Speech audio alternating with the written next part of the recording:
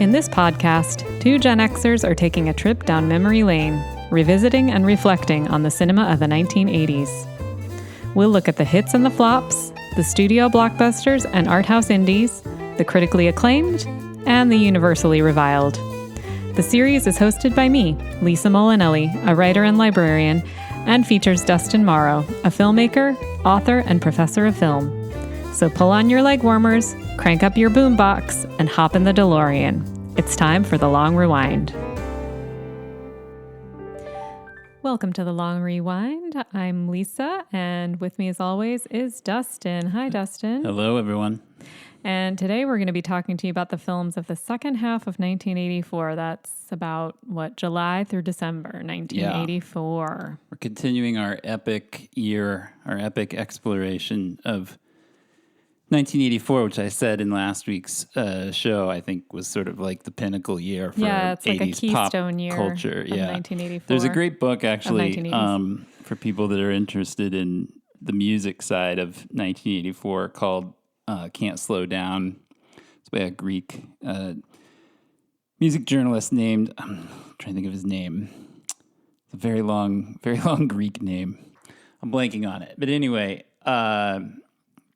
it's a very thick, interesting exploration of pop music, and it's astounding how much of the most famous songs that came out of the 80s from artists like Madonna and Prince, Michael Jackson, Bruce Springsteen, all came from that one year. Yeah. Well, we kind of talked about that last week a little bit, the sense that, a lot of other people, it's not just us, a lot of other people think of 1984 as kind of a keystone year of the 80s. You do get a lot of interesting pop culture and very influential pop culture coming out of that year. Music also, included, weirdly, the year chosen by George Orwell back when he wrote his book about his vision of the future. And that came up a lot actually in that year.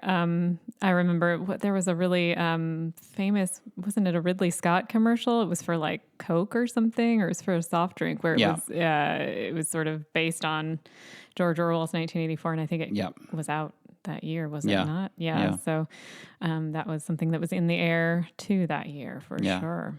There was also an adaptation of that book. I don't think it came out in 84, but it was around that time with John Hurt. Yep. Some other.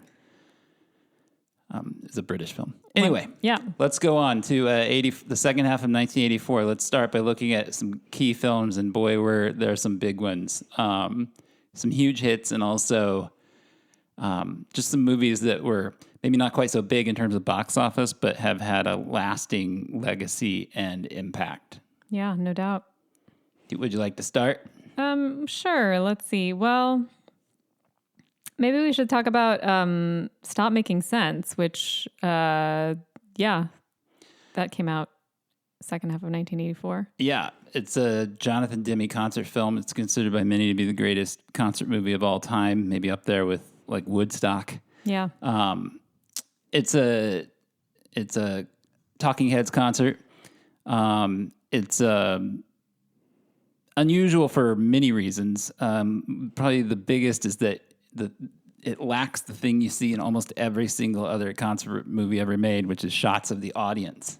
Which shots of the audience always kind of, they're there to kind of provide some kind of kineticism and excitement to the movie, to show you how adored the artists are, just to give you something to cut away to, make it more visually interesting, and to tell you how to feel about the music. Like if you see, it's hard to imagine like watching footage of the Beatles, for example, on the Ed Sullivan Show without also picturing those girls screaming and crying right? Is the two things are just sort of inextricably linked. And by pulling that out completely, Demme puts a focus on the making of the music. And he also kind of like imposes an interesting sort of almost narrative structure over the music. And the thing that you'll notice when you watch that movie is that it starts with just David Byrne, and then it adds another member of the Talking Heads, and then it adds another over the course of several songs. And so you see the band start to form on stage and take shape. And then it adds like the backup singers and the backing band that is to say the members of the band that who aren't in the four core members. Yeah. And it just takes on a greater life as it unfolds, and it's just it's almost like watching the creative process kind of take shape. It's so fascinating. Yeah, part of why Jonathan Demme is such a great filmmaker. Yeah, it's also just some of the best pop music that was made. Oh, yeah. In the 80s. It's an incredible soundtrack. Definitely. Yeah, I mean, since you mentioned Stop Taking Sense, maybe we should talk first about some of the indie movies that came out this year that were big. Okay. Or important, that is. Yeah. There was one by Wim Wenders called Paris, Texas, which is a haunting and sad story starring Harry Dean Stanton and Natasha Kinski about a broken family, a broken relationship that is trying to heal itself. It's quite a lovely movie. There's a film by Jim Jarmusch called Stranger Than Paradise, which is an incredibly oddball comedy starring John Lurie, the jazz musician and television presenter, I guess you would call him. It's a gritty black and white New York set indie comedy about these sort of two streetwise losers and their cousin who comes from overseas and stays with them briefly, and that kind of weird relationship that the three of them have together, and it becomes a road movie in the second half. It's a very peculiar film. Yeah, these are two indie movies that I know I've heard of, and they're obviously very influential, but I have not seen them. So it's interesting to hear about them both coming out in 1984. I know they're a big deal, for sure. Another gritty movie was kind of a landmark documentary that came out this year called Streetwise, which is a really boots on the ground, up close look at the homeless crisis. And it was co-directed by Martin Bell, who's a documentary filmmaker, and Mary Ellen Mark, who is a very famous photojournalist and photographer from that era. And they kind of embedded themselves with these extremely young, like tween homeless kids in Seattle. Wow. Mm-hmm. And it's a 90-minute film that will just shake you to your core. It's utterly heartbreaking. No doubt. Wow. But sort of weirdly beautiful movie at the same time. Yeah. One that you have seen, I know, and maybe on the opposite end of the fun spectrum from the documentary Streetwise, is a science fiction movie called The Adventures of Buckaroo Banzai Across the Fifth Dimension. I love Buckaroo Banzai. Yep. Yeah, you were a late comer to Buckaroo Banzai, right? Yeah. I didn't see it until sometime in the last 5 to 10, well, probably more like 10 years. So tell... you're going to force me to try to tell people what Buckaroo Banzai is about? What is Buckaroo Banzai? What is Buckaroo Banzai about? Well, I mean, Buckaroo Banzai he himself is, maybe like an 80s Renaissance man in a way, or like the 80s he's Uberman. A total Renaissance man, yeah. He is, he's like a rocket scientist. He's like a surgeon or a brain surgeon or something. He's a rock and roll star. And of course, it may be other things too. What else is he? He's a samurai. A samurai, of course. He's a samurai. He's like a freedom fighter. Yeah. He's all of these things. And he has his own like special research institute or something, the Buckaroo Banzai Institute for something. With other similar oddballs working for him. Yeah, right. Well, we're getting there. So, I mean, he's all of these things and probably more. Not only that, but he's like great at all of these things. Like he's the guy you go to for all of these things, right? He's played by Peter Weller. Peter Weller, Peter Weller. RoboCop. And he's so much fun. He's fantastic. And he's got, as you say, this sort of group of ragtag sort of misfits, but they're all also really sort of high level at what they are. They're all part of his rock band. So and they are facing off against mad scientist John Lithgow. Right. One of the truly most unhinged performances of the 80s. Whoa. And last time we talked... and of course it's all centered kind of around the idea that War of the Worlds, the radio broadcast by Orson Welles, was in fact not fake.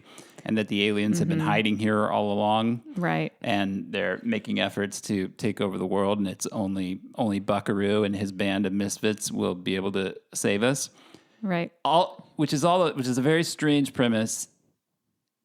It almost doesn't do enough to describe what the movie itself actually feels like when you're watching it and how strange it is. It's just truly one of the most, much like Streets of Fire, which we talked about last week. Buckaroo Banzai just feels like one of those purely, like, genuinely unique movies. Like, it's hard to think like very unique of something to compare it to even. Yeah, I can't think of anything to compare it to. And what's funny about that movie for me is that I actually don't tend to remember a lot about the plot. The plot almost is beside the point to me. It's just kind of a fun world to live in with these wacky people. Jeff Goldblum plays kind of a wacky cowboy. He dresses as a cowboy. I can't remember his name. But anyway, he's got a fun character name that I'm blanking on. But there's a lot of great character actors. Ellen Barkin. The Ellen Barkin Pretty is Penny. fantastic. Pretty Penny. Yeah, they all have kind Clancy of names Brown like that. shows up. Oh yeah, I think Billy Vera from Billy Vera and the Beaters is in there. Yeah, it's a weird. It's a good time. It's a weird cast, and the aesthetic is really fun. It also has sort of a comic book feel, much like Streets of Fire does. And I just want to point out, speaking of John Lithgow, I mean, we've got him both in Footloose and Buckaroo Banzai this year. Yeah, talk what about a two year. very different performances, right? What an actor! Yeah, he had a year. Yeah, quite a year. Yeah. So looking at some of the bigger hits of this year. Really big hits this part of the year. The first Nightmare on Elm Street came out this year. It's become such a, kind of cultural phenomenon over the years, launching so many different kinds of media, television, and, sequels and reboots and everything else that it can be easy to forget that the original was a pretty low budget, gritty,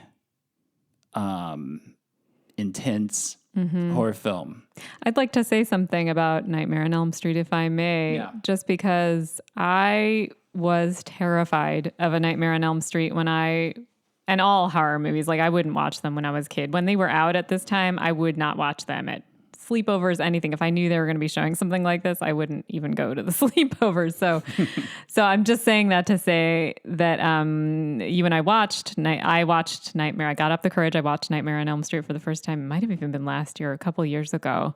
And I actually really kind of liked it. I was surprised to find it to be really kind of interesting and enjoyable. There was some really interesting imagery in it, as I recall. Oh, yeah. So I just want to say, it's set inside of dreams, right? Of dreams. Because he's hunting them in their dreams. But so it's full of a lot of weird dream logic, like in terms of like locations don't quite work together. The way people move and speak don't necessarily make total sense. And it gets that element of what it's like to dream right.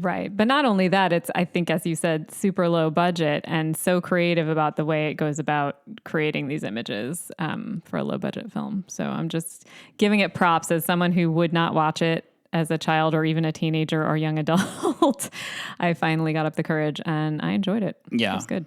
Yeah. So also coming out this year, of course, Beverly Hills Cop with Eddie Murphy's defining kind of performance and character, Axel Foley. Shot him to major superstardom. Yeah, I mean, I don't know what else there's to say about it other than it's just a perfect movie. The action is great. I guess I'll say one thing about it, one of the things I love about Beverly Hills Cop, which I think maybe kind of gets lost sometimes when you think about it, because you can think about it purely as a comedy.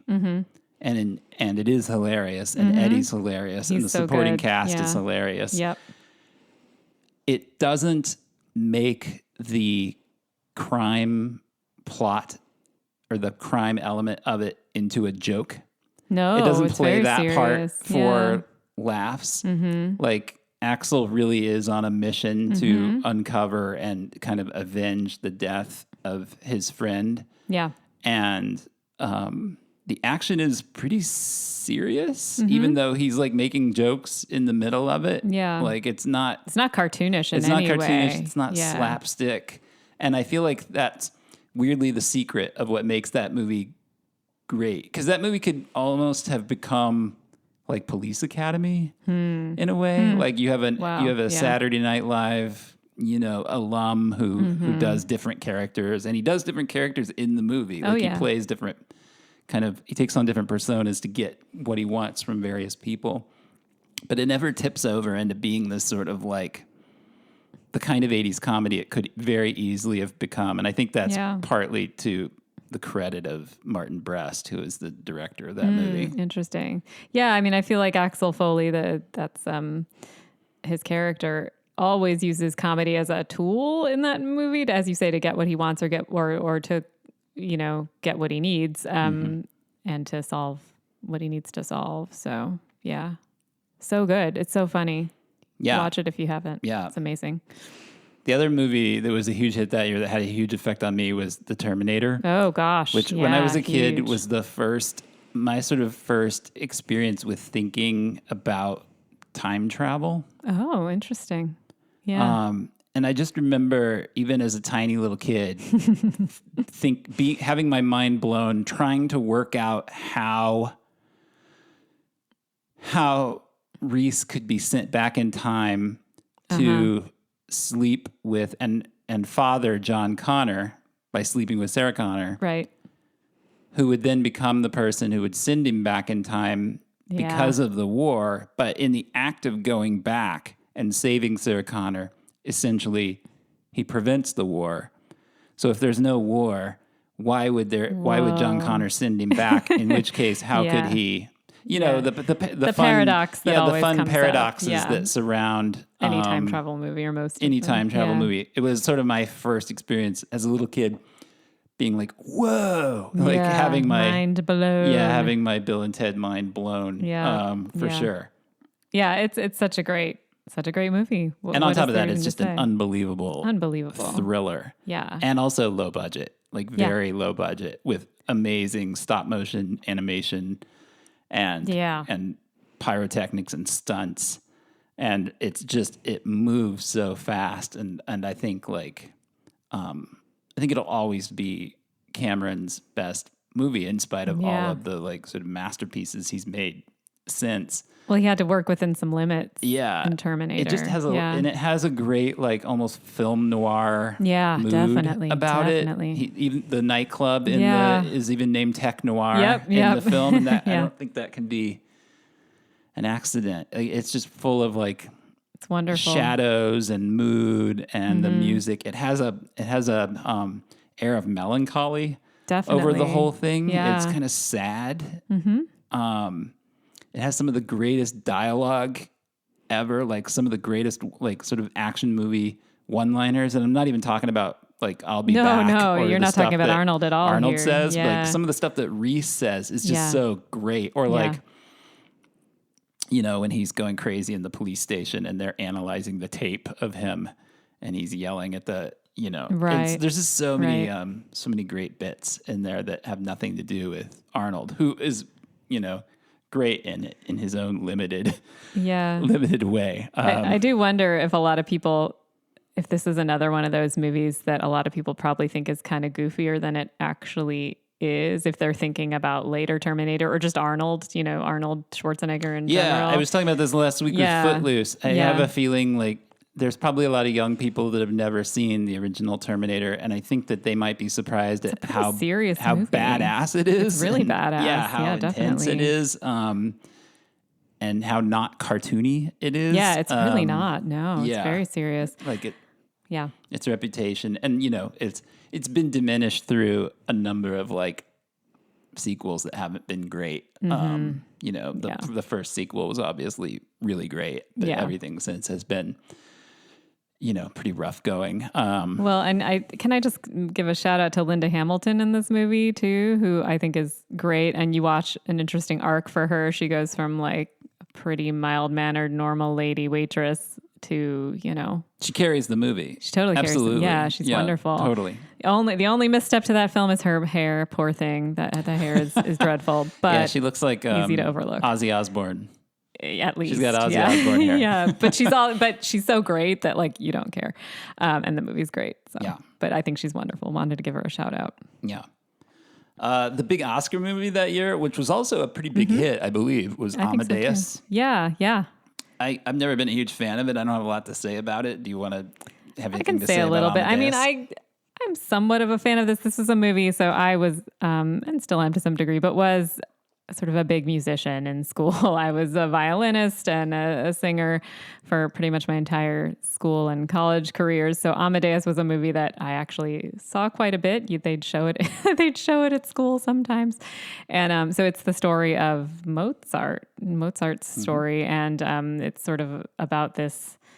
Isn't it almost? I haven't seen it in a long time though. Yeah, but isn't it almost really more Salieri's story? Well, right. Than I was it is trying to think Mozart's about story? I was trying to think about how to describe that because Like it's also been Abraham a really is the one that won the Oscar, not Tom Hulce. No. So yeah, it is really more. I think isn't there a framing device in that movie that involves Salieri? I don't really remember either. It's been a really long time since I've seen it, but yeah, it's sort of about Salieri's relationship with Mozart, and he is pretty bitter about Mozart, right? Of course. And yeah, I honestly don't remember a whole lot about the plot, but I mean, it's very sumptuous. It's a sumptuous movie, beautiful to look at. I do think the performances, at least from what I remember, were kind of fun. Yeah.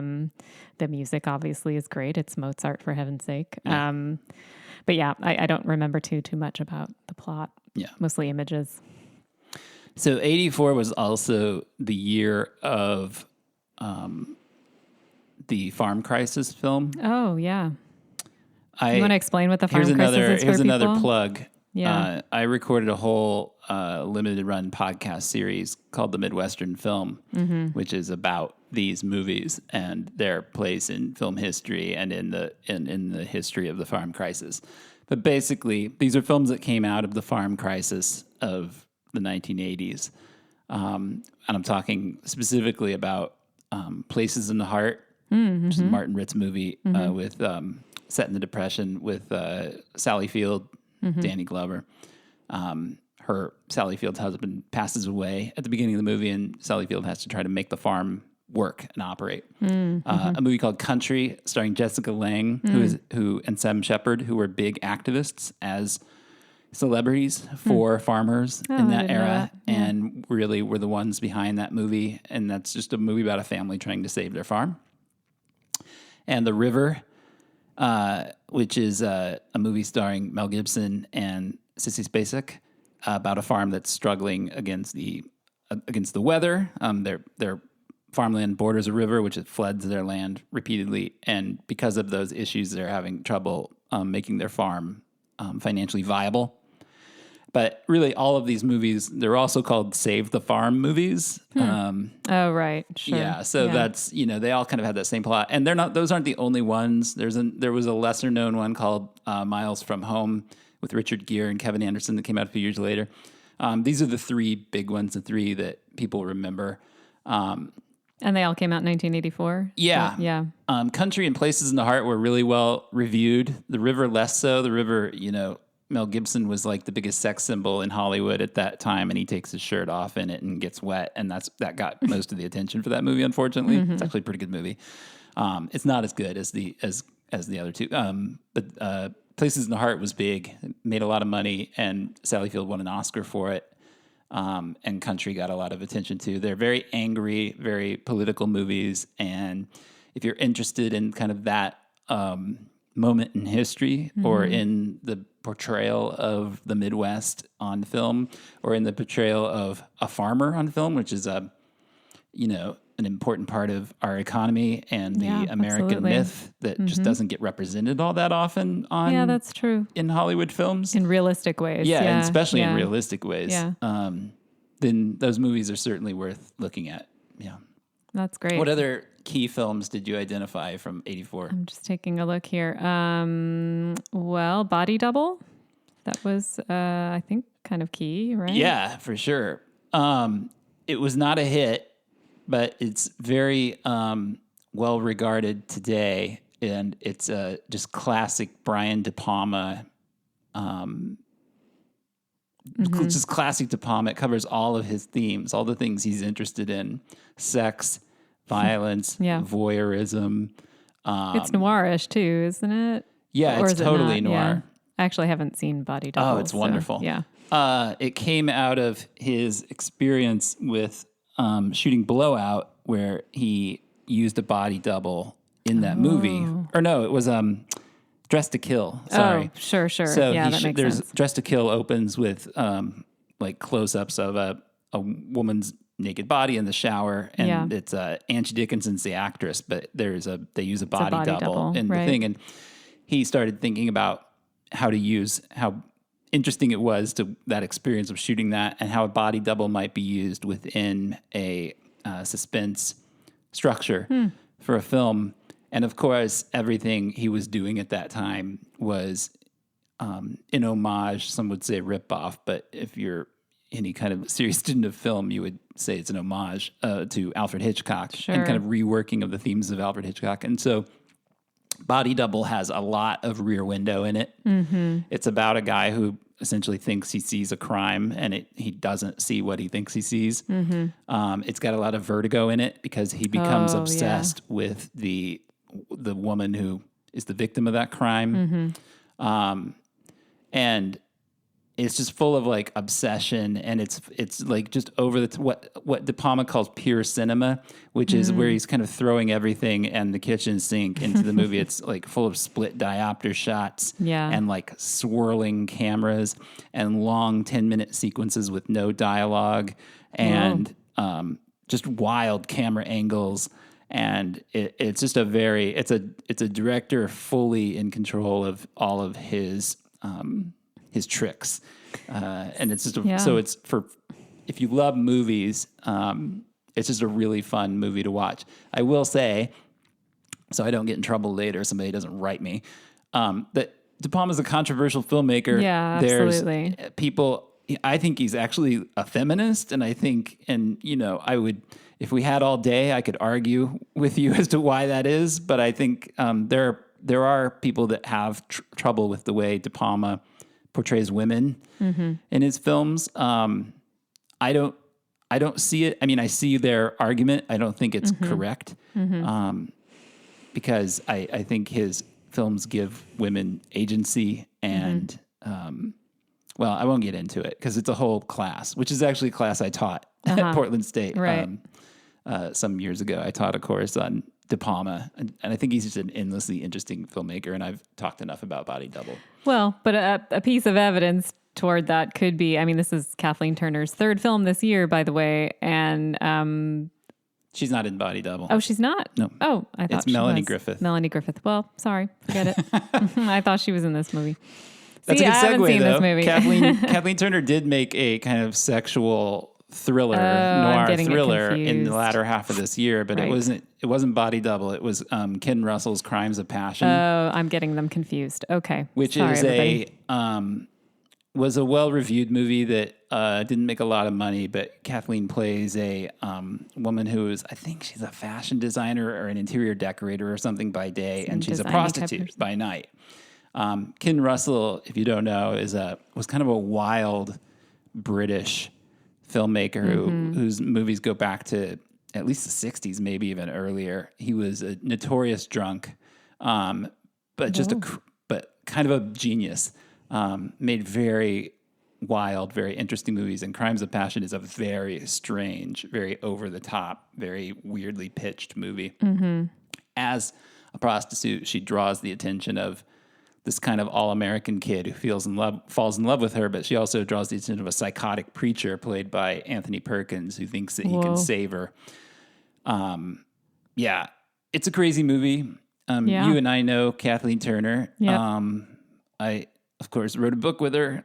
There's that plug again. Kathleen Turner on Acting, available from Simon & Schuster and Skyhorse Press. Check it out. Also available in audiobook. Yep, it's a great audiobook. Kathleen and Dustin read it. It's great. Yeah, she was coming off Romancing the Stone, and she was told, now you're America's sweetheart. Like, you could do anything you want. You're the biggest star in Hollywood, biggest female star in Hollywood. You could make whatever you want. And she's like, I want to make this tiny little low-budget sex thriller with Ken Russell, who did not have a good reputation in Hollywood. And everybody, including her husband, was like, don't do it. That's the last thing you should do. And she's like, the hell with you. I do what I want. I want to make, I want to do interesting characters, and I want to do something that is completely unlike the thing I did last, which was America's Sweetheart, Joan Wilder in Romancing the Stone. So she's her whole career has been about turning left when people tell her to turn right, doing the opposite of whatever she most recently did, and trying not to get stereotyped or pigeonholed into one type of part. Absolutely. Yeah. Here's another segue for you. Okay. A similar kind of, you can't say it's a ripoff because they came out too close together for it to have been made ripping off Romancing the Stone. But another really wonderful movie called American Dreamer. Say. Yes, this is in my hidden gems section because nobody knows this about movie. this movie. Yeah. Why don't you tell them about American Dreamer? I love this movie so much. Okay, so the way I think it's, as you're saying, it sort of mirrors or mimics Romancing the Stone is it's focused around this woman. I can't remember the actress who it is. Jo Beth Williams from Poltergeist is the lead. She's wonderful in this movie. She plays sort of an all-American housewife who, she's got kids, she's got a husband, she's really just running the house, doing the best she can, and she loves these, they're sort of mystery romance they're like novels. trashy romance novels. I can't remember. Rebecca Ryan. Rebecca Ryan is the name of the character. A spy named Rebecca Ryan. She's a spy, right? She's this very glamorous spy. She loves this novel series, and there's a contest to write. I don't know if it was write a whole Rebecca Ryan novel, or you're supposed to write at least part of a novel or something, and send it into this contest, and you would win, I think, a trip to Paris, and you'd get to meet the author of the Rebecca Ryan series and all this stuff. So she writes something. She's really happy with it. I believe she sends it in and wins, and she's super excited about it, and tells her husband, and her husband says, "Oh, well, I'm not, we're not doing that." He essentially forbids her to go. Basically forbids her to go. He's a prick. Yeah, he's not great. He's it's an unforgiving part. He's not a very nice guy. So, but somehow she decides to go anyway, right? And she goes on her own, and she's in Paris, and I forget how this happens, but she basically gets hit on the head or something. No. She's sightseeing and she gets hit by a car. Oh, she gets and she's I knocked didn't unconscious. Okay. And then when she wakes up, she thinks she's Rebecca Ryan, and wackiness ensues, and it's totally delightful. Yeah, it's her, and it's essentially her tearing around Paris. Oh my God. Causing all kinds of trouble and getting involved in an actual real life spy plot, which she has to end up saving the day for real. Yep. And it's so it's kind of a screwball comedy meets spy thriller meets romantic comedy. I mean, honestly, she hooks up with Tom Conti, who becomes her partner in the and in these adventures, and it's just a funny, lovely, delightful, feel good comic thriller. I mean, not that any of you would know this, but this movie is like if someone read my mind and wanted to make a movie just for me. It's like it's like tailor-made for me. It's all the most wonderful things. I love it. I think Jo Beth Williams is fantastic. I like Tom Conti too as her sort of partner in crime. It's delightful. It's so great. Go see it if you can. So I've got a couple more movies that I would consider kind of key films of the year before we segue into unsung gems, which we've already started to do because the last 4 movies we just mentioned, I think, are all things I would call unsung gems. Yep. But some key movies that came out this year, Red Dawn, which is John Milius's action movie about the Russians attacking a small town in, I think it's Colorado. And the only people that end up being able to fight back are the local high school kids. Yeah. So 80s. I mean, this is so 80s. It's extremely 80s. Yeah. It was remade to some controversy a number of years ago. They changed the villain originally to China, and then when they found out they couldn't play the film in China, which would impact the box office, they went in and digitally made the villains into like North Korea. Were they North Koreans? Yeah. But the original Red Dawn took a lot of heat. It was a very controversial movie when it came out because John Milius is a kind of notoriously, he's not really traditionally right wing. He's almost more like a libertarian. Yeah, more type. of a libertarian, more almost an anarchist, really. Interesting. But he has a point of view. Yeah, he has a point of view. But people who want to see right wing leanings in this narrative see them. And, I think that's fair. As a kid, when I was watching it, I just thought I was seeing another awesome 80s movie where kids being were the heroes. For sure. Yeah. And I would have, a few years ago, I would have said, it's hard to explain to young people how the whole right. Cold War, the whole thing with the Russians and being afraid of the Russians in the 80s is, but now we're in a kind of another one. We're reheating the Cold War. Although I think this movie does really drive home the point that there was some real Russian fear. Like, I think there probably were people that feared this type of thing might happen to them in their town. It's an interesting portrait of that part of the 80s, I think. Yeah. It wasn't a huge hit, weirdly. I think it found its audience on home video and like HBO. It's got its devotees, and let's not forget the people who are in this movie. I mean, the cast unbelievable cast. Yeah. Swayze, Patrick C. Thomas Swayze, Howell, Jennifer Grey, Leah Thompson. Yeah. So some Charlie people, Sheen. Some of the biggest stars Harry of the Dean 80s. Stanton, again, Harry Dean right. Stanton, who gets he actually gets every actor's dream, which is to scream out, "Avenge me!" Who wouldn't want to do that? It's awesome. Yeah, and actually, I'm sure it's why he took the part. Those two words that would sell it. I mean, it is. I remember enjoying this when I saw it. I'm a newcomer to the movie. I enjoyed it because I think the teen actors, well, they're not teens at the time, but the people playing the teens are. It's pretty fun to watch them do their thing. So. Yeah. It's also a weird tone. It's another movie is a weird that, tone. like a few others we've just mentioned, I think if you know of it but haven't seen it, you might assume it plays differently than it does. Like it's kind of also wacky. not a cartoony. It's not goofy, movie. really. It's very melancholy and very sad. And these kids are like dark. Seriously trying to protect their town. Their parents are under threat. I mean, or dead. Most of them are dead. And you so feel the loss. Like you see them kind of mourn their parents, and the music is very kind of atonal and sad. And, I mean, it's quite serious. It's almost post-apocalyptic in the way, like if you think about the current sort of post-apocalypse craze. It's fitting with if you know John Milius at all as a filmmaker. I mean, he did the surfing Vietnam movie Big Wednesday, and more famously the first Conan movie. He makes very big, grand, operatic films. That's who he is. Like he's an interesting guy in and of himself. Like he carries a 6-shooter like on the set. Like he's just a wild guy. He's a character to say the least, I think. Yeah. Sure. Another big movie that came out, although only in its budget and not in its gross, was David Lynch's Dune. Oh yeah. I had that on my service. Yeah, this was a I don't know if it's so bad at failure movie, but it's at a the big time. Deal. Yep. I think it's maybe been reappraised by some people who are like big Lynch heads who love it. I still think it's a piece of crap, and I've never seen it. I still don't like it. Big a fan of Dune as I am, and I like Lynch it's too. Just kind of an never seen ugly, gross, weirdly paced. It was, and it's Lynch like trying to do a mainstream, big budget mainstream science fiction epic, which just goes against everything his of aesthetic and focus. And, it's saying something that he never made another movie like this afterwards. I think it was a bad experience for him, and, it's a bad experience for the audience, frankly.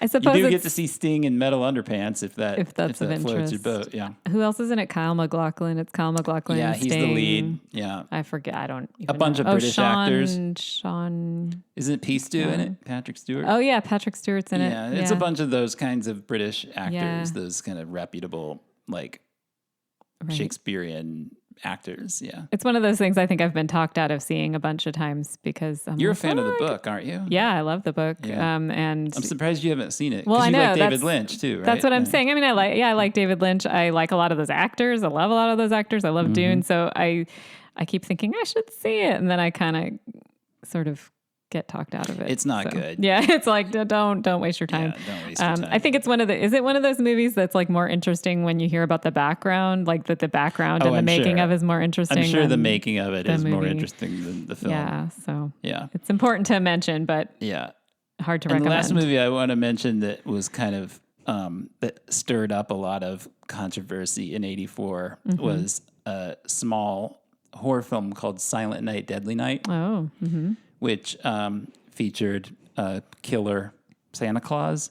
oh, wow. And which in and of itself wasn't novel. There had been killer Santa Claus movies before Silent Night, Deadly Night, but it famously ran ads during prime time that implied Santa was coming down the chimney to kill families.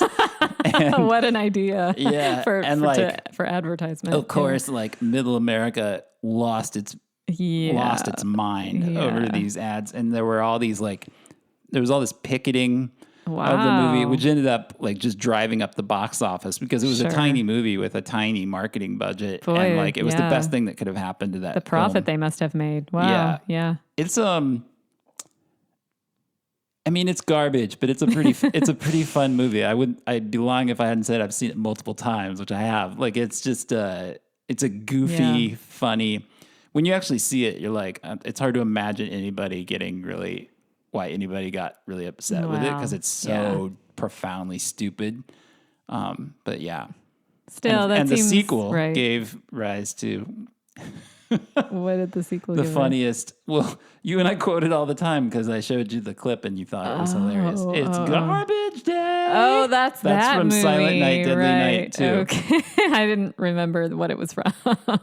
Yeah. Okay. Wow. And the audience is going, "What are you talking about?" If you just go on YouTube and punch in "It's Garbage Day" or "Silent Night, Deadly Night 2," "It's Garbage Day" or something, and enjoy. I think we've mentioned the concept of the blank square. I believe instituted by the wonderful Hollywood Theater at their B-movie bingo, which is basically like something in a movie that's just out of nowhere, inexplicable. I would call this a blank square. So go watch that on YouTube. It's pretty hilarious. All right, let's get into a few more unsung gems. We mentioned American Dreamer, Body Double, and Buckaroo Banzai, which I would put all in this category. What other ones? Watch. There was some great science fiction this year, some great thrillers. What do you want to talk about? I would like to talk about Night of the Comet, which I adore. Yeah. Speaking of science fiction, I love that movie.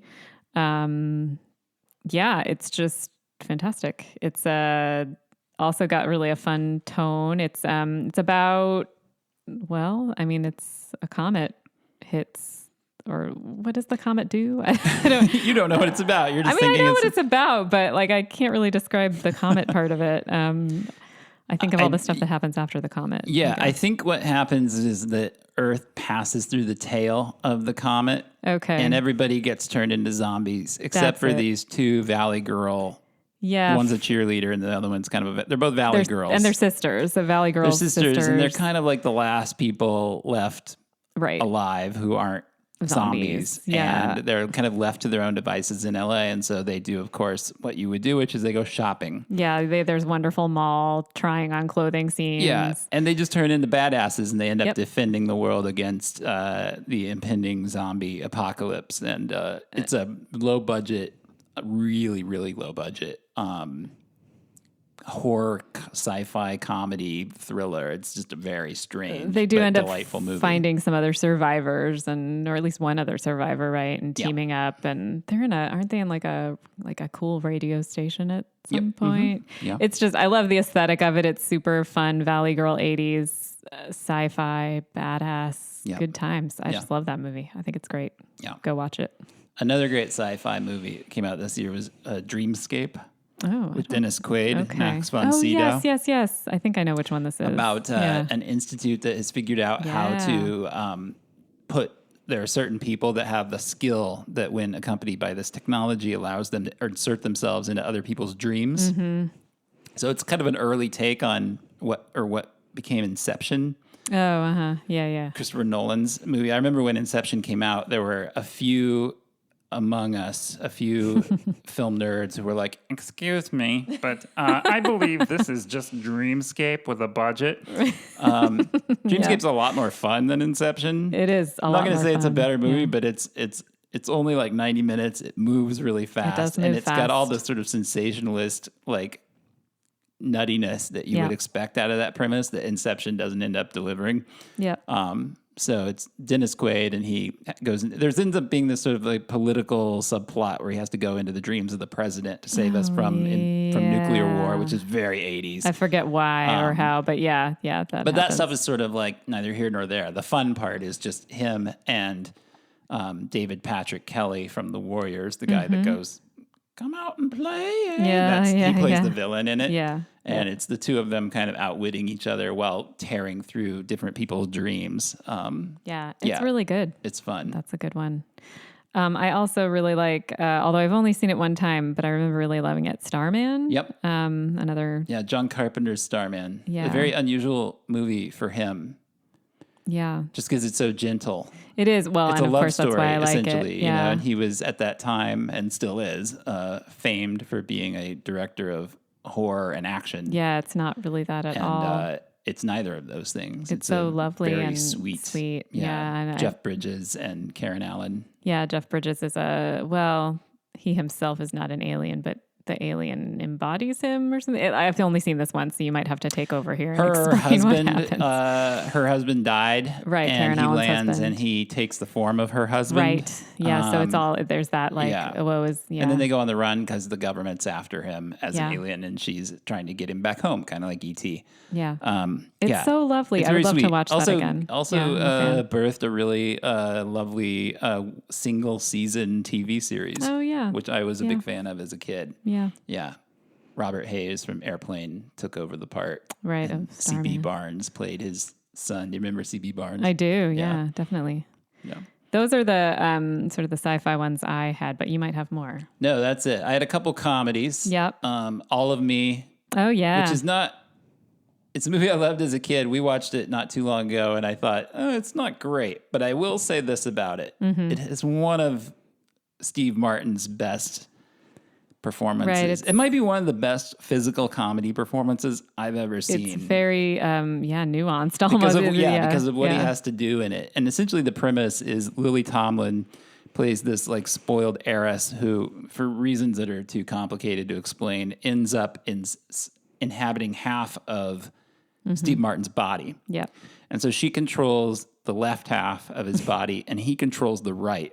So they need to work together even for him to just walk down the street. Yeah. And it is... He's having to play that. So, so he has to play that. And it is so masterful, like his control of his body and what he does in that movie. And you actually look at it and you see two different people in his head working against each other to do the simplest tasks, like go to the bathroom or it's wild. Like they the Oscars have never been friendly to comedy performances. They very rarely nominate them. That's always been true. And this is one of those cases where like they really dropped the ball. Steve Martin is that good in that movie. If you are interested in a physical comedic performance, it's a masterclass. Yeah. For sure. The other comedy I want to mention is Alan Rudolph's movie Choose Me. Oh, yeah. I know you're a big fan of this movie. Which is kind of a mix of like film noir, romantic comedy, and like a jazz musical almost. All done in a very 80s style and sheen. It's just about a group of Los Angelinos, like a group of them and how they kind of intersect in each other's love lives. And it's just a really lovely adult romantic drama.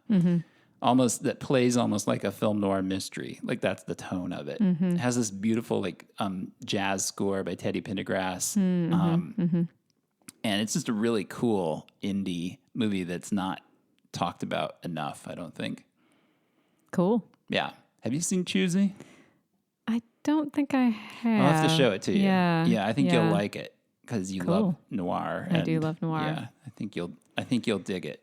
Awesome. It's kind of light on its feet. It's kind of a fun. It's a lot of fun too. I also like light on its feet. That's great.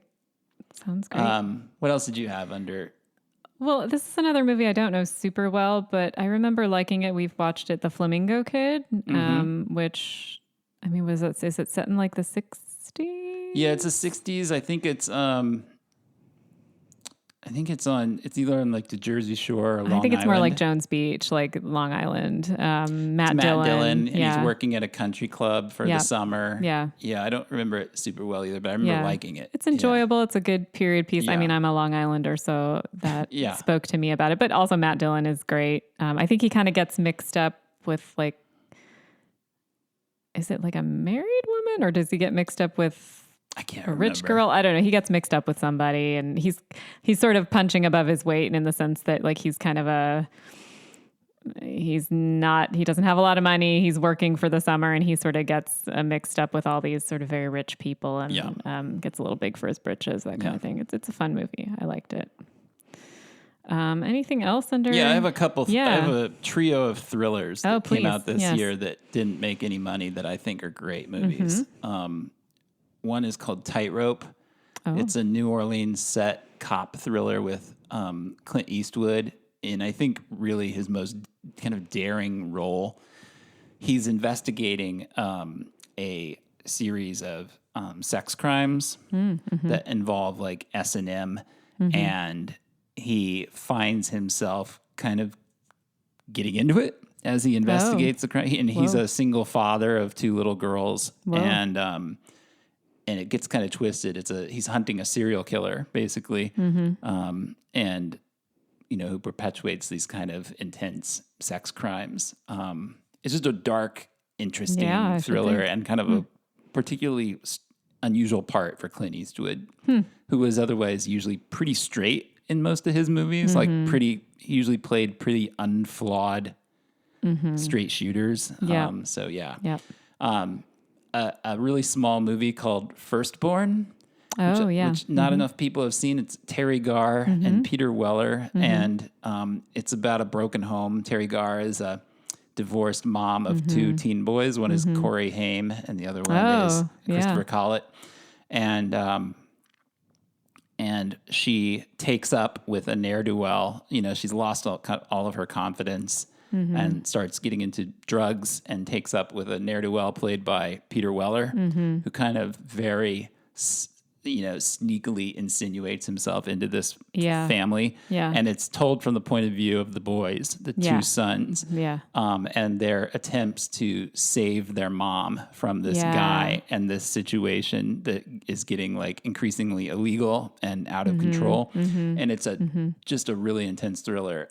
I love it. I remember showing it to you and you finding it way too intense and uncomfortable. But I think that probably just speaks to how I think that's to good its credit. It is. I mean, totally. Like it's really just that I have a hard time handling that. And it was really hard to watch these kids and the mom go through this, but it is so well done. I mean, they're so good. It's good enough that it was very upsetting. I mean, because it's not played like a Hollywood movie. It's played like a real It's very upsetting. Experience. Yeah. So, warning if you're upset by such things, but it is really good. The acting's great, and it does its job. Yeah. Yeah, it's upsetting. And finally, I want to mention one of my very favorite movies. You know what I'm going to say. I know right? what you're going to say. Yeah. It's on my list too. One of my favorite movies of all time, a movie just I love more than I love most people, is Richard Franklin's thriller Cloak and Dagger. Love Cloak and Dagger. It's starring so a post-E.T. Henry Thomas and Dabney Coleman. Yep. Henry Thomas plays a little boy who's essentially me.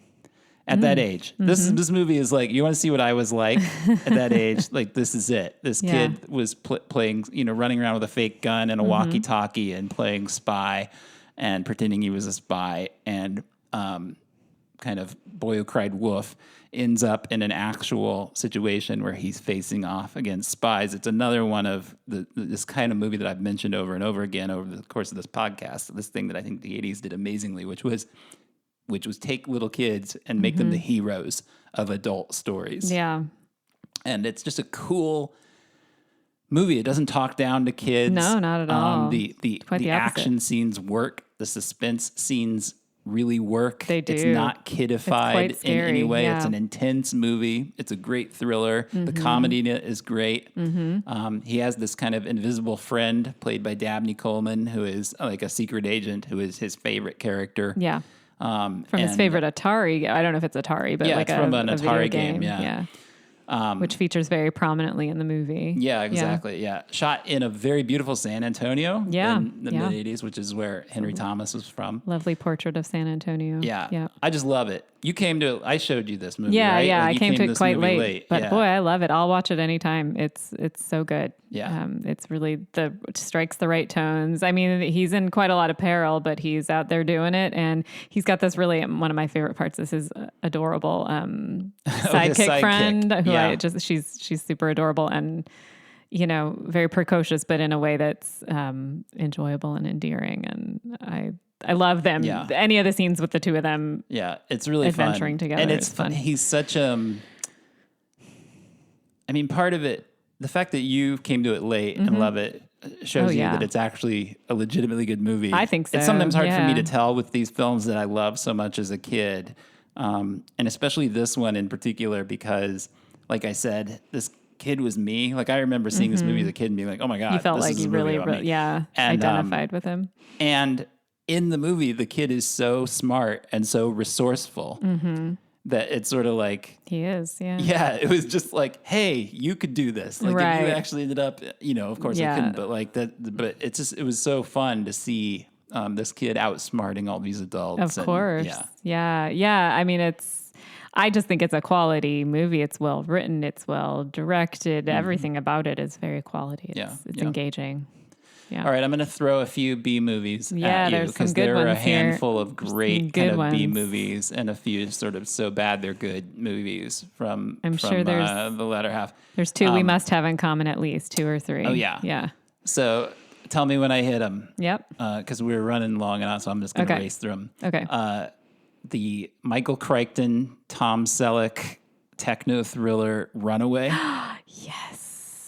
Love Runaway. Runaway's so good. With Gene Simmons as the villain. It's a truly bonkers movie. It's real bonkers. Yeah, I don't know. I mean, I programmed this movie at the Hollywood Theater some years ago, and it's a really crazy movie. And I got up in front of the audience to introduce it, and I said, I hope you guys all know what you're in for, because this movie's nuts. I hope you know what you're in for. And some guy in the back goes, yeah, crap. And I was like, well... I like it. He did show up to watch it. He did pay money. He did come to it. Anyway, yeah, it didn't get good reviews. I can't tell. I mean, I loved it as a kid, so I have a hard time telling if it's actually a. I mean, I've seen it and I think it's fun. I enjoyed it. But yeah, it's Tom Selleck in the very near future plays a police officer who works in the Runaway Unit, which is a unit for addressing robots that have short-circuited. Robots abound in our society. In ways that are dangerous. It's among the many Crichton stories, of course, that were that saw the future, essentially, that were ahead of their time. Yeah, but it's full of like robot spiders and bullets that follow you around corners. And let's just not forget really amazing stuff. Kirstie Alley shows up as a femme fatale. She does. Yeah. Isn't Cynthia Rhodes one of our favorites? Is his partner. Is his partner. And let's not forget, can we not forget my favorite robot, Lois, the spaghetti making robot? Yeah, of course. Yeah, he has a robot in his home. Maid / her name is Lois. And she makes spaghetti. Yep. There's a really cheesy but utterly delightful, what's the word I'm looking for? Not montage, but... it's a clips movie. Yeah, I love this movie. There's a word for that. Why am I blanking on it? Yeah, I can't think of it either. Yeah. But anyway, it's a film of an anthology, I think is the word. Maybe I guess so, yeah. It's called Terror in the Aisles. Yeah. And it's kind of like all the... the 50s, 60s, 70s, and 80s, all these clips from the greatest horror films from those decades, all just kind of cut together in 85 minutes, hosted by Donald Pleasance and Nancy Allen, who are both hamming it up. Oh, yeah. Well, there's this weird framing, not weird, but there's this framing device where they go into a movie theater and there's all these funny, like, little bits with the people in the movie theater supposedly watching these movies and getting freaked out, right? So... And that's where they're hamming it up is in this movie. It's super corny, but it's a movie that I've watched on many a Halloween season because it is kind of like a greatest hits of totally all of the greatest horror films of those eras. And so it's a way to just kind of get a sampling of all of those movies. And it's edited really well, which is kind of the secret of any kind of anthology film is not just what they're choosing to show you, but how they're choosing to assemble it. And they assemble these movies in this sort of clip fest in interesting ways by finding interesting threads to pull the clips they do together sort of meld some of them together thematic. That's true. I'd forgotten that. This is actually one of the, you introduced me to this too, and I actually kind of look forward to watching it every October now. It's just become kind of a tradition. But yeah, it's, if you, as I wasn't really that familiar with scary movies, again, because I avoided them as a kid and a teenager. So it's a really fun way for me to get familiar with them. And it's also, and if you don't love being scared, it's almost a good way to see them too, totally. because when you pull them out of context, they become less frightening. That's true. Yeah. So it's sort of, it's just kind of like a little piece of Halloween candy, this movie. I love it. It's really fun. Mm-hmm. A few kind of, well, not a few, but a host of kind of so bad they're good movies that I just really like for various reasons. Sheena, a movie that ushered many a young man, including me, through puberty. But, also kind of an intermittently fun adventure movie on top of being, what it is. Oxford Blues. Yep, I was wondering. A movie with Rob Lowe going to Oxford in the University of Oxford in England to pursue a princess, like an actual real princess. Yeah. And it's kind of a sports movie because he's a rower. Yeah. A crew kid, and it's a fun movie. It's a lot of fun. Yeah, we had discussed this recently. It would be interesting to see someone remake this movie. Yeah. Because there's so much interest in the royals now, and like Prince Harry. I think you could gender flip this movie and remake it really easily. It'd be interesting. Yeah, Supergirl. Oh yeah, which is not a good movie, but is kind of fun if you approach it with the right attitude and know that you're not going to see a Christopher Reeve quality superhero movie. Helen Slater's great in it, though. Breakin' 2, which we mentioned before. Yep. I can't believe these were both the same year. I don't think I knew that they came out the same year. Yeah, that's how fast Canon rushed that thing into production to capitalize. I mean, I think they were smart in recognizing that the breakdancing fad would not last long. Yeah, that was smart. And two other Canon movies also cashing in on fads. Missing in Action, which there was in the 80s an entire kind of subgenre of action movie about guys going back to Vietnam to rescue POWs. Everything from the second Rambo movie to like more kind of reputable movies, like Gene Hackman did one called Uncommon Valor. There was one with David Carradine called POW: The Escape. There were a bunch of these movies. Missing in Action was Chuck Norris's entry. Yep. A weird bit of trivia about this movie that's kind of peculiar. They were going to shoot Missing in Action and Missing in Action 2 back to back, and they made Missing in Action 2 was supposed to be the first movie. It was supposed to be called Missing in Action, and it turned out so bad that they decided to make the sequel the first movie and then call the second one one of my all-time favorite sequel names, Missing in Action 2, The Beginning, which is, if you know Canon Films, it's just so Canon Films. And so, they flipped them around. It ended up being smart because Missing in Action 2 is really bad, and Missing in Action, the original, is pretty fun. But they whetted people's appetites. They were wise to do it. Yeah. Wow. And then finally, the other fad that they were cashing in on, that they kind of created, was the Ninja fad. And they released the third in their Ninja trilogy that year, and it was called Ninja 3, which was very confusing to some people because there was no Ninja 1 or Ninja 2, although there was not. It was essentially the sequel to Enter the Ninja and Revenge of the Ninja. I mean, sort of. Ninja 3. Yeah, well, they have none of these movies have anything to do with each other narratively. No. Ninja 3 is a really strange mashup of a ninja movie with like flash dance and I don't aerobics. Even know what. Yeah. The 80s obsession with aerobics. Like, that's true. The Jane Fonda video was big at that time. There was a movie on the horizon called Perfect with Jamie Lee Curtis and John Travolta, which was about aerobics. It was a thing. Oh, for sure. It was a thing back then. Yeah. Yeah. Very. Ninja 3 is a wild movie. It was also on my list. Yeah, it is full of blank squares, one Yeah. after the other. It's like almost one every big blank scene. square. Yeah. Like, so the people in this movie, it's why can't I think of her name? It's the Lucinda female lead Dickey. from Yeah. Breakin'. It's the lead from Breakin'. Yeah, they Lucinda went all in Dickey. on Lucinda Dickey did. with Canon Films. And did. she like gets possessed by a ninja Yeah. basically, and it's So amazing. before we go to rewindable moments, Yeah. you and I have talked about how weird it is that these, or just how amazing it is that so many of these movies might come out on the same weekends. Mm-hmm. And so I just pulled an example of one. Sure. So October 26th, on the day October 26th, 1984, these are the films that premiered in theaters. Okay. American Dreamer. Yes. Body Double. Mm-hmm. Firstborn. Paris, Texas. Mm-hmm. The documentary Streetwise. Mm-hmm. The Terminator. Wow. Terror in the Idols. Wow. And a movie we didn't mention, which was Paul McCartney's film, Give My Regards to Broad Street, which is a really bad movie. But still, I don't know that that's 1, 2, 3, 4, 5, 6, 7, 8 really great movies. Yeah, we've talked about most of those. Opening on the same day. Wow. Yeah. If we had multiplexes back then, you could have just gone and spent the whole day going from screen to screen. Feed yourself on popcorn and keep watching. Yeah. I mean, but that's not the only.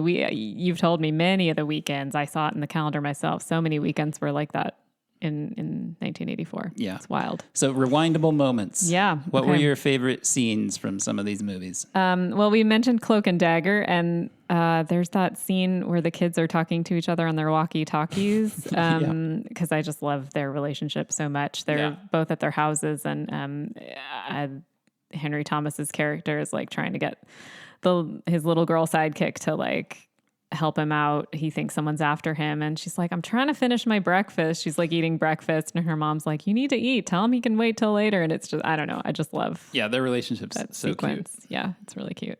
And anything where they're out on the town on the bus, they ride the bus together to sort of go on their adventures, and I just love that. You probably have some favorites from Cloak and Dagger. Is that the only one you have?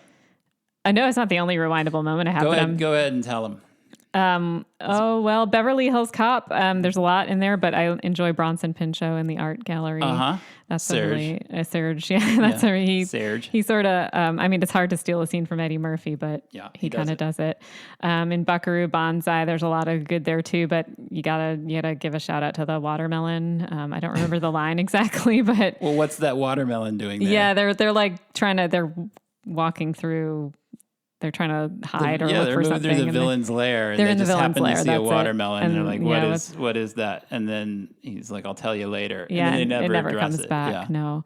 American Dreamer, when she goes shopping in Paris, oh my God, she's in amazing shops. Glamorous shopping spree in Paris. And when she enters, like she's Rebecca Ryan and enters into what she thinks is her hotel room for the first time. Tom Conti's staying there, and she's just talking to him like he's her assistant, and it's amazing. It's hilarious. I love so much about American Dreamer, but those are two that come to mind. And I just want to say that Terror in the Aisles basically is all rewindable moments. Yeah, that's true. All it is. So I couldn't think of specific ones from Terminator. Well, actually, I really like that scene where the Terminator comes on the scene and he meets the punks at Griffith Park. Bill Paxton is one of the punks. And what's his name from Miracle Mile that we like? Oh, I can't. The guy, he's the villain in Cobra. He's the actor from Seattle. I'm blanking on his name. I can't think of his name either. But anyway, that's really fun. I mean, there's so much good stuff in Terminator. You probably have some better scenes than that. There's that whole tech noir scene in the club. And I mean, there's probably some stuff in Ninja 3 to mention, but it's so wacky. I don't even know what to say about Ninja 3. Yeah. So I'll throw to you. Okay. So I mean, the Terminator, I love so much of it. I love Reese's speech in the car. Yeah. I had a feeling we would talk about that. You can do that word for word. I can. Yeah. I'm trying to think of it for a moment and whether I should do it. You don't have to do it, but I know you can. Yeah. It's essentially him laying out all the exposition. Yeah. And it's so compelling, the way he does it, that it's like maybe the best delivery of exposition I've ever seen in a movie. He's explaining to Sarah Connor what's happening, who the Terminator is, and what's happening. She's not believing it, of course, but he's like so emphatic in trying to get her to believe it. And you're like, you can't help but believe it. It's a great scene. So good. Yeah. But I guess my favorite Terminator scene is actually the opening, just because it's so mysterious. It's hard to imagine, because I've seen the movie enough times to recite it, that how that sequence must have played. But if you think about it, like there's a couple of lightning bolts and two naked guys show up, and one of them's huge and he kills some punks, takes their clothes, and the other one, the guy breaks into a department store and he's like trying to evade the cops while picking up clothing. Yeah. And it's just like, what is going on? And why are they stalking this girl? Why were they naked? What's happening? And then, and Arnold's running around killing everybody in the phone book named Sarah Connor. And you're like, why is he doing this? That's a really good You don't realize point. he's a robot at that point. And like, what would that have been like to see that for the first time? Just the whole opening act of the Terminator is so strange and mysterious. And it's so hard to figure out what's going on if you've never seen the movie. Beverly Hills Cop, the montage where he first shows up to Beverly Hills to Patti LaBelle's Stir It Up. Yeah. And it's just Eddie reacting to all of the insanity of the people of Beverly Hills and doing his laugh. It's just great. He's so wonderful. Everything about that movie. The auction scene at the end of Country is amazing. Jessica Lange has this great speech. The bank has foreclosed on her farm and they're coming out and they're selling off her equipment and her cattle. And she's like, you can come out here and you can sell off my cattle and you can sell off my equipment. But if you come to pull us off of this land, you better come with more than a piece of paper. Wow. Yeah, it's incredible. Okay. Harry Dean Stanton's Avenge Me of from course. Red Dawn. Yes. I don't know. If that's not a meme, it should be.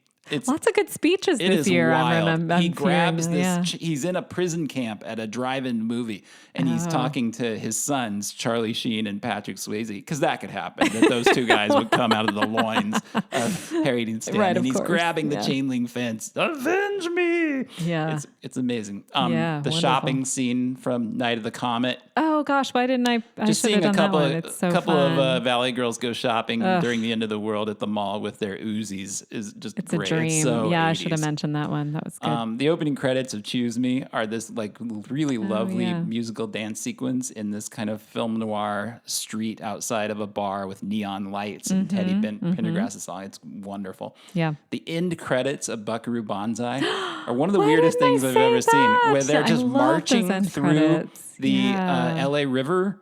Yeah. And it's like, what is happening? Why is this? They're like marching in formation. Only in a movie that weird could you have it makes a credit 100% sequence sense. that weird. Yeah. It's just so great.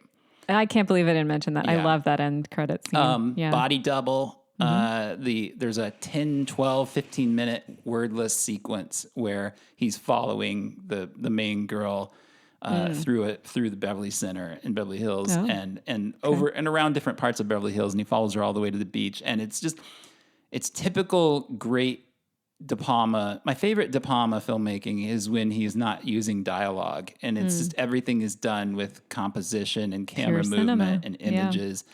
Dressed to Kill has a great sequence like that in the Philadelphia Library of Art, excuse me, the Museum of Art. Museum of Art. Just really great filmmaking. The ending of Cloak and Dagger, where Dabney Coleman comes out of the explosion and it's his dad. And oh my God. That and you're scene crying. just makes me weep. Yeah. I don't even need to see the movie. Like, you can just put that scene on. It makes like me 3 weep minutes very of it, easily. and I would start crying. It's so sweet. Yeah. The ending of Runaway is so much fun, where he's facing off. He's at the top. He's hanging off the side of a building, like 50 stories up, fighting robot spiders while Gene Simmons is coming for him. How can you get better than that? Yeah.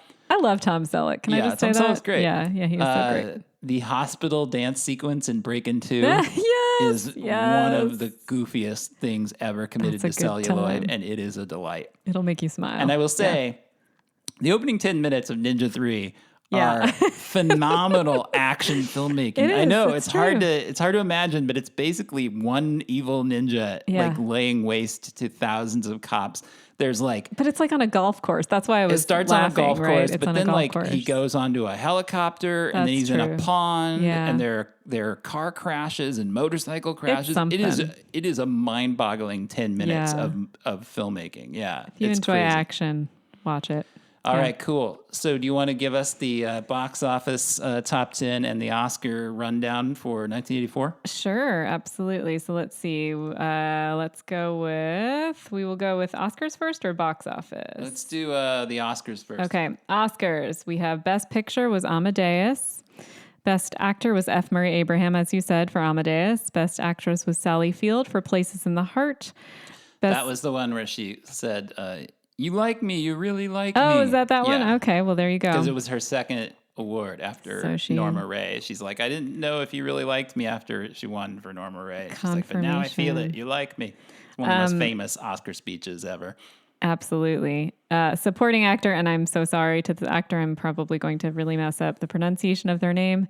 It's Hein Esnor, Hin. Oh yeah, for the Killing Fields. For the Killing Fields. Yeah. I don't know how to say. It's a movie we his didn't name. mention. I'm so sorry because it's probably it's not a lot of fun to watch. I honestly haven't seen it, but, so I it's a can't good speak movie. to it. But I'm sure it's a good movie.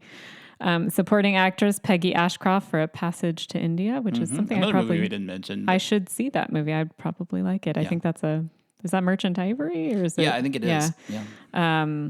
And director Milos Forman for Amadeus. And the best song of the year, I believe you mentioned this last time. It was I Just Called to Say I Love You from The Woman in Red. Do you know how many of those I agree with? Stevie Wonder. How many? None of them. I know that we really Not didn't talk one of them. about most of these For being like the most amazing year of 80s cinema, it's amazing also how wrong the Oscars got it, like across the board. Not that any of those people were undeserving. Sure, no. Maybe I the mean, Stevie Wonder song, which is a Well, really bad song. Yeah. But those people were great. You can't argue that F. Murray Abraham's not quality great. stuff, of But, course. like, yeah.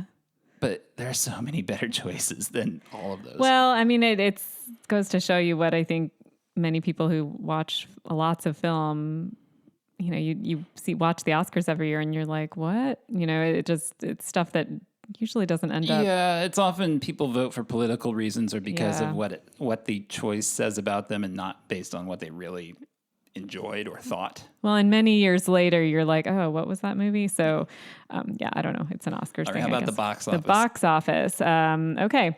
Number 10 was Splash. Number 9, Star Trek 3, The Search for Spock. Number 8, Romancing the Stone. Yay. Number 7, Footloose. Number 6, Police Academy. Number 5, The Karate Kid. Number 4, Gremlins. Number 3, Indiana Jones and the Temple of Doom. Number 2, Ghostbusters. And number 1, Beverly Hills Cop. Yeah. Such an amazing year. Tour de force of Okay, and now our foreigners. own top 10. And as a reminder, as always, this is not our top 10 choices for what we thought were the best movies. These are our top 10 favorite movies. Yeah, of I mean, the year. 100%, absolutely. These are just things that we love. Things that we love, yeah. And watch over and over. Okay, let's hear your 10. All right, are we Start going at 10. Okay, we're going to from 10. I'm going to go Night of the Comet, number 10. Number 9, American Dreamer, which frankly I should have put higher. I really love that movie. 8, Terminator. 7, Ghostbusters. 6, Karate Kid. 5, Spinal Tap. 4, Footloose. 3, Streets of Fire. Love Streets of Fire. Number 2, Muppets Take Manhattan. And number 1, Romancing the Stone. Oh, well, thank you for putting it's my favorite movie. It's an amazing movie. Yeah. All right, here's mine. This broke me, and so I'm This sure is a hard top 10 I'm sure for the you. audience could care less, and this is completely indulgent. But so what? It's our podcast. Yep. I did a top 20. Yeah. Well, this is a hard year for you. I mean, it was just too hard. I did my top 10, and I was like, really? I'm not going to mention Buckaroo Banzai or Spinal Tap or The Natural or Ghostbusters or Purple Rain. Like, I mean, I'm not I have gonna a bunch put of those in my honorable top mentions. 10. Like, give me a break. So yeah. I actually have a lot of honorable mentions too. Like movies I couldn't fit in my top 20. Yeah. Well, let's hear your top 20. My top 20. 20 is Ghostbusters. 19 is Firstborn. 18 is Purple Rain. 17 is Body Double. 16 is Revenge of the Nerds. 15 is Buckaroo Banzai. 14 is Indiana Jones and Temple of Doom. 13 is Splash. 12 is Spinal Tap. Yep. 11 is The Natural. Yeah. 10 is Breakin'. 9 is The Last Starfighter. Oh, yeah. This is mind-boggling to me that like a movie like The Last Starfighter would be at number 9, because I would say that is The Last Starfighter is a better movie than anything I have seen in the last like it's so good. 15 years maybe. Yeah, And here I've got it at good. number 9. That's how good this year was. Anyway, yeah. number 8, Beverly Hills Cop. Number 7, American Dreamer. Number 6, Streets of Fire. Number 5, Cloak and Dagger. Number 4, Footloose. Number 3, The Terminator. Number 2, The Karate Kid.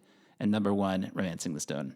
That's so we had Footloose in exactly the same place. Yeah. It's interesting. And 1, of course. What were your honorable mentions? Oh, I didn't rank them, but I have Beverly Hills Cop, Buckaroo Banzai, Starman, Breakin', Last Starfighter, Purple Rain, Reckless, which I love, Cloak and Dagger, Terror in the Isles, and I had Greystoke in there too because I really like it. Here's mine: Night of the Comet, Tightrope, Stop Making Sense, Gremlins, Repo Man, which we didn't talk about enough, actually. No, that's Once true. Upon a Time in America, 16 Candles, Muppets Take Manhattan, Greystoke, The Legend of Tarzan, and Reckless. Boy, I'm a little surprised 16 Candles didn't make your top 20. This is the type of year it was. I mean, it's the type of year it was. Yeah, I mean, again, I love that movie more than anything I've seen, at least in the last 10 years. And it couldn't make my top 20. Yeah. Like that is mind-boggling. Yep, I've seen 16 Candles enough times I could probably recite massive chunks of it. I know. Like verbatim. And it didn't make my top 20. That's how good this year was. It's a tough year, anyway, y'all. Yeah, so hard. There you have it. Yep. As evidenced by the fact that this is our longest episode yet. Yeah. Sorry, everybody. Thanks for sticking with us. If you're still with us, we appreciate it. Yeah. Well, go watch some of these movies. Yeah. I mean, they're so good. That's why we're talking about them. Yeah. Yeah. All right, cool. Well, we'll see you in 1985. Thanks for listening. We'll see you then. You've been listening to The Long Rewind. The program is produced by Dustin Morrow and hosted by me, Lisa Molinelli. If you enjoy the show, please consider hitting the subscribe button, leave us a good review on your podcast app, and tell your friends about the program. We'll see you next time. Thanks for listening.